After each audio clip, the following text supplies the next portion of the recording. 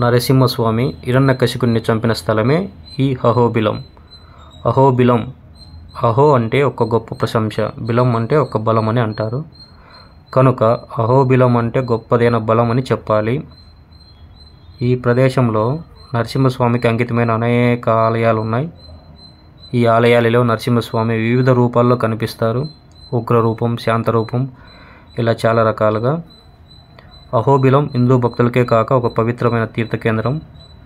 చుట్టూ ఉన్న కొండలు, నదులు, అడవులు అహోబిలానికి మరింత అందాన్ని చేకూరుస్తాయి. నరసింహస్వామి ఆవిర్భావం జరిగిన స్థలం కావడంతో ఈ ప్రదేశానికి ప్రత్యేకమైన స్థానం ఉంది. కొండలు, నదులు, అడవులు అందరినీ ఆకర్షిస్తాయి. ఈ అహోబిల క్షేత్రంలో ప్రకృతి అందాలు, గుట్టలు, కొండలు, వాటి మధ్యలో నుంచి వచ్చే నీటి సెలయేరులు తప్పకుండా జీవితకాలంలో ఒక్కసారైనా సందర్శించాల్సిన క్షేత్రం.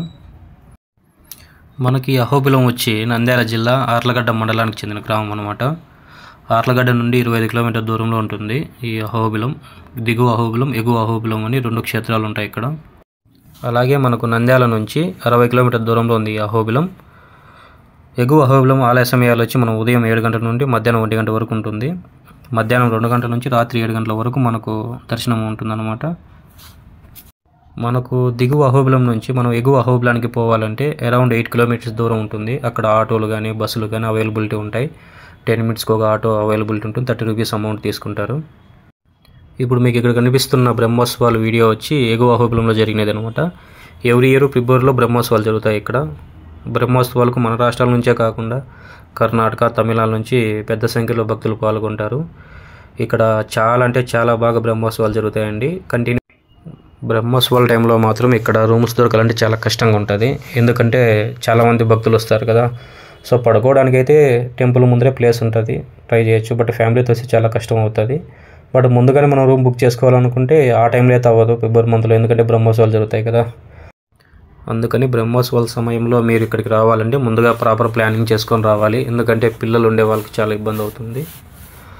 సో అలాగే మనకి ఇక్కడ నవనరసింహ క్షేత్రాలు 9 ఆలయాలు.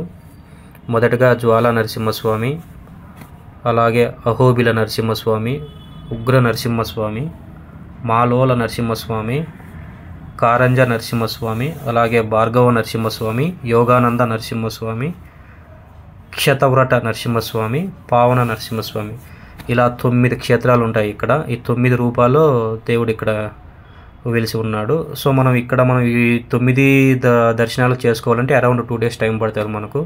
ప్రాపర్ ప్లానింగ్తో మనకు రావాలా. ఇక్కడ రూమ్స్ అయితే అవైలబిలిటీ ఉంటాయి. దిగువ అహోబిలంలో ఉంటాయి, ఎగువ అహోబిలంలో ఉంటాయి. మనం ఇక్కడ రూమ్ కావాలంటే ముందే బుక్ చేసుకుని ఇక్కడే స్టే చేయొచ్చు. ఇక్కడ మనకు ఎగువ అహోబిలంలో భోజనం కూడా ఫ్రీగా దొరుకుతుంది. అలాగే హోటల్స్ కూడా ఉన్నాయన్నమాట.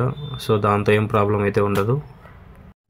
ఇక్కడ ముఖ్యంగా అహోబిల శ్రీ లక్ష్మీ నరసింహస్వామి వారిని శ్రీ అహోబిల ఓబిలేస్వామి అని కూడా పిలుస్తారు.